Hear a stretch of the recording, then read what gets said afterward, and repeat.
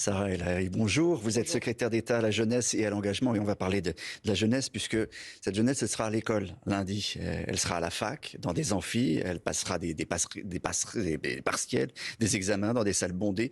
Elle va se raconter ses vacances. C'est prudent alors que le Covid contamine 2 Français toutes les secondes. Vous savez, le plus important, et ça a été notre cap avec Jean-Michel Blanquer et Frédérique Vidal depuis le début, mais le début de cette crise sanitaire, c'est de garder les écoles ouvertes, de réouvrir la fac dès qu'on a pu. Je vais vous dire pourquoi. Parce qu'on a conscience à quel point fermer les écoles, à quel point fermer les facs a des conséquences. Aujourd'hui, sur les inégalités psychiatriques, sur le mental des jeunes. Souvenez-vous, il y a à peine quelques mois, qu'est-ce qu'on disait ? Ouvrez les facs, gardez les écoles ouvertes, parce qu'on n'apprend pas de la même manière quand on a une connexion ou quand on n'en a pas. On n'apprend pas de la même manière si les parents peuvent aider ou pas. Et bien pour lutter contre cette première inégalité, l'inégalité de destin, oui, il faut garder ces écoles ouvertes autant que possible. Par contre, en testant... On va ouvrir, on va fermer. On va totalement garder... Non, mais il y a d'énormes risques pour que lundi ou non, mercredi, on ferme. Ça sera classe par classe en fonction des protocoles. Par contre, la grande différence entre il y a 2 ans et aujourd'hui, c'est quoi ? C'est qu'on a des autotests. On en fait plus de 600 000 par semaine dans tous les établissements. On en a à disposition. On a les règles. On connaît comment réagit ce virus. C'est-à-dire qu'on aère toutes 10 minutes, toutes les heures. Et c'est les protocoles qui sont posés. On sait même... Les syndicats disent le contraire. On n'aère pas, qu'on ne peut pas aérer parfois. Alors... Sur les protocoles qui sont posés par le ministère sont très clairs. Il y a 4 niveaux de protocole. Et par rapport à avant, là où on devait changer les règles au fur et à mesure, vous savez, c'est comme un sportif qui s'entraîne. Aujourd'hui, nous avons ces réflexes. Ces protocoles sont posés depuis la rentrée de septembre. Et en fonction du degré de Covid, eh bien, on change. Vous avez vu, il y a à peine avant les vacances scolaires, nous avons réimposé, et ça fait mal au cœur, je vous assure, le masque dans les cours d'école. Alors même que les piou-piou, on sait qu'ils en avaient marre de ce masque. Mais pourquoi ? C'était pour protéger la dernière semaine, c'était pour protéger les vacances de fin d'année.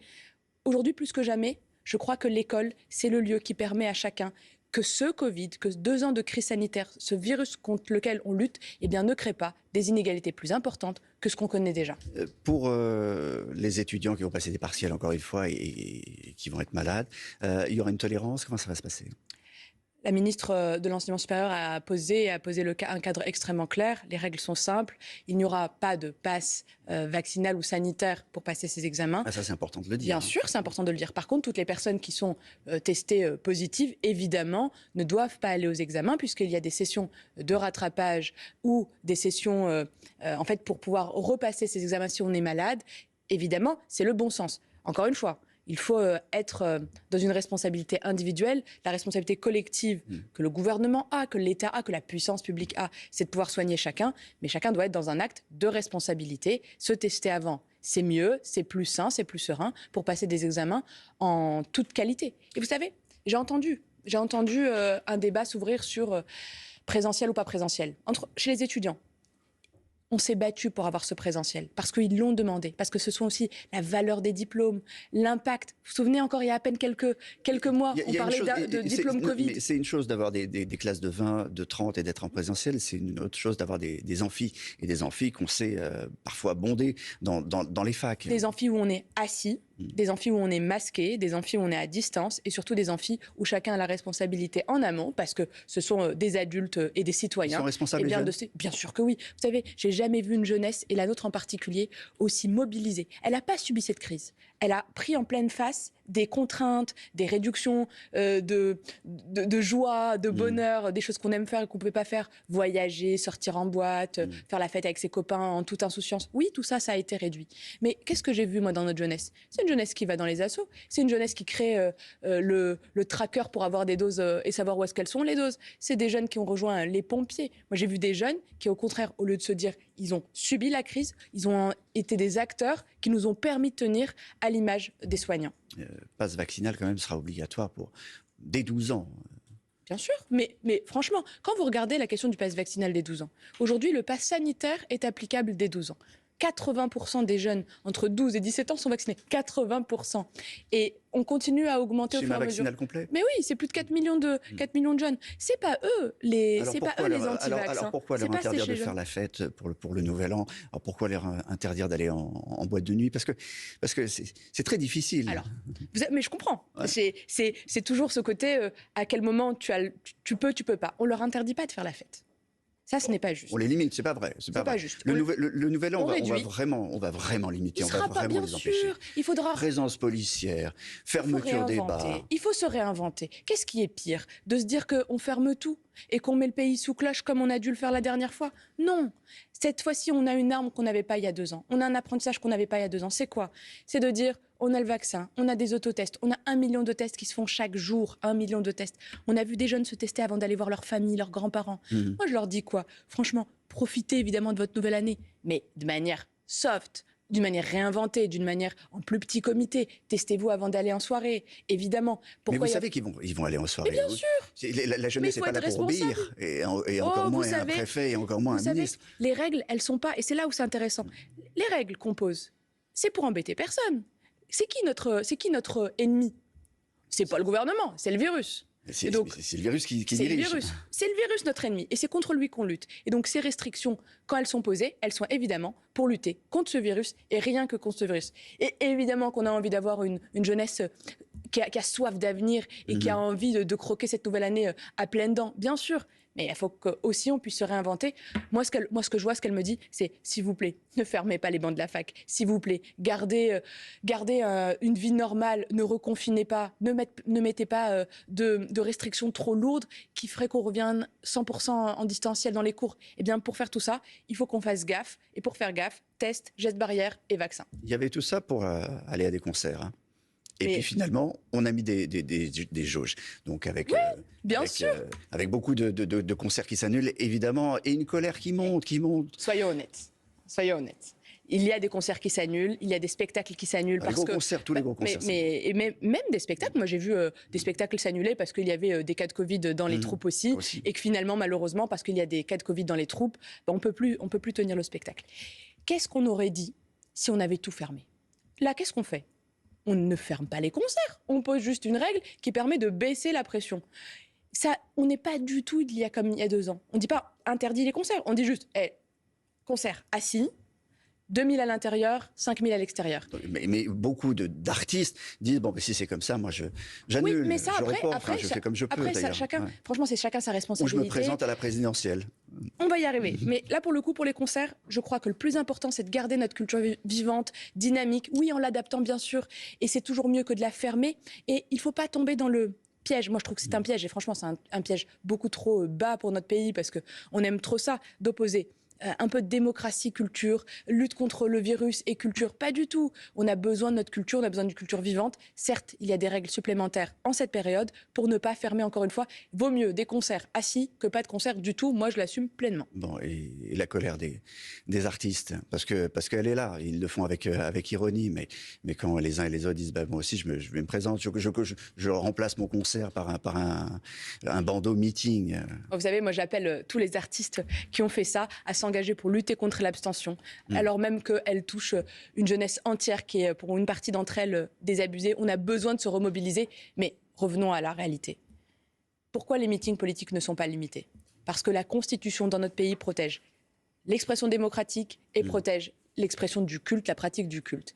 Et c'est bien la Constitution qui pose la règle qui dit vous ne pouvez pas réduire, poser une jauge. Par contre, mais le passe. Quelle indécence de certains partis politiques, quelle irresponsabilité de ne pas appliquer les... Il y en a 2. Bien sûr, il y en a 2. Il y a aujourd'hui la France Insoumise qui s'est déjà exprimée et de mémoire, il y a le Front National qui s'est également exprimé sur le sujet en disant nous n'appliquerons pas ni les jauges ni le pass sanitaire. Eh bien, c'est irresponsable. Quand on est prêt à demander la confiance la plus ultime pour les plus grandes responsabilités de l'État, eh bien, on protège les gens qui viennent. Et c'est pour ça que nous, la majorité présidentielle, appliquera les jauges pour ces meetings politiques, alors que ce n'est pas une obligation, appliquera également le pass sanitaire, et nous l'avons fait la dernière fois, quand nous avons réuni un certain nombre de militants pour Ensemble Citoyen, le mouvement qui réunit l'ensemble des partis de la majorité, Modem, En Marche, Agir, Horizon, évidemment Territoire de Progrès et En Commun, et on l'a fait. Mais voyez l'incohérence, parce que ça peut paraître incohérent pour la jeunesse de dire, bon alors, les meetings, c'est bon, tout le monde peut y aller, passe, etc. Et alors, les concerts, les concerts, c'est pas possible. Mais je comprends. Et même dans les concerts, on peut être incohérent parce que la limite, elle est à 2000 à l'intérieur. On peut avoir des salles de 2000 qui sont remplies à ras-bord. Par rapport à ces deux points, il y a deux choses à dire. Sur l'incohérence, je crois qu'il est important de rappeler que ce n'est pas une lubie du gouvernement de dire je ne pose pas de règles pour les meetings politiques et je pose des règles pour la culture. Il faut le rappeler, c'est bien le texte le plus suprême qu'on ait dans notre pays, c'est la Constitution. Et donc c'est la Constitution qui fait que nous ne pouvons pas poser de règles. Par contre, chaque parti est responsable dans son organisation. Et là, il y a de l'irresponsabilité si on ne les applique pas. D'autant plus que le ministre... La Constitution ne connaissait pas le Covid. La Constitution, elle n'a pas été faite à un moment d'épidémie. Mais on a eu des pandémies et notre Constitution, elle a passé ces époques de pandémie. C'est pour ça qu'elle protège ce qui est, d'une certaine manière, une sacralité républicaine. Aujourd'hui, c'est l'expression démocratique. Le ministre de l'Intérieur réunit les mouvements politiques et moi je dis, regardez quelles vont être les décisions des uns et des autres, regardez cette concertation. De l'autre côté, vous m'avez dit comment finalement on fait vivre, comment on lutte contre cette incohérence et qu'on n'oppose pas à la culture. Sincèrement, la question des jauges, 2000, 5000, ou est-ce qu'il faut de la proportionnalité dans les espaces, ce que je comprends, hein, aujourd'hui, il y a un débat parlementaire. Il se trouve que hier, Olivier Véran était en commission à l'Assemblée nationale. Et le débat est ouvert avec les parlementaires. Le texte sera, on verra comment il sera adopté. Sur la proportion, alors, oui, sur la proportion. Dans un grand stade, pourquoi limiter à 2000 personnes quand il y a 80 000 places? Ce n'était pas la position initiale du gouvernement. Le gouvernement a posé des règles assez claires pour faciliter leur application. Maintenant, vous savez, avant d'être au gouvernement, je suis députée, j'étais députée de Loire-Atlantique, de Nantes. Et en tant que députée, je sais à quel point un texte peut être enrichi par la remontée du terrain, par la remontée des parlementaires. Aujourd'hui, je sais qu'il y a des amendements qui ont été votés hier. On verra comment ce texte évolue. Mais le débat, nous avons un débat démocratique et parlementaire fort dans notre pays. Et c'est exactement l'illustration. Vous connaissez bien la jeunesse. La crise de vocation, elle est, semble-t-il, assez importante dans l'engagement des jeunes pour l'hôpital. Comment on va donner envie à des jeunes d'aller à l'hôpital quand on voit ce qui se passe? Le prix qu'on paye des infirmiers et des infirmières. J'ai regardé tout à l'heure le montant de la prime par heure pour un infirmier de garde de nuit. 1,07 € brut entre 21h et 6h du matin. Même pas 10 € pour une nuit de garde. Comment vous allez dire à des jeunes, viens à l'hôpital, viens bosser, viens être brancardier, viens être infirmier? Vous savez, l'hôpital, mais comme tous les métiers du lien, quand vous êtes enseignant, soignant, quand vous êtes dans un EHPAD, quand vous vous occupez d'hommes et de femmes, c'est des métiers de sens. C'est des métiers qui vous font honneur parce que vous voyez à quel point vous avez votre capacité à agir sur les gens, sur leur vie, d'être là dans des moments de difficulté ou des moments de bonheur. Et l'hôpital, sa transformation, elle est en profondeur. Mais la reconnaissance de tous ces métiers du lien est en cours. Moi, aujourd'hui, je travaille sur les métiers de l'animation. C'est, vous savez, tous ces hommes et ces femmes qui accueillent les enfants le matin avant de commencer l'école, après l'après-midi, le mercredi après-midi, le samedi, le dimanche pendant les vacances scolaires, ce qu'on appelle le périscolaire et l'extrascolaire.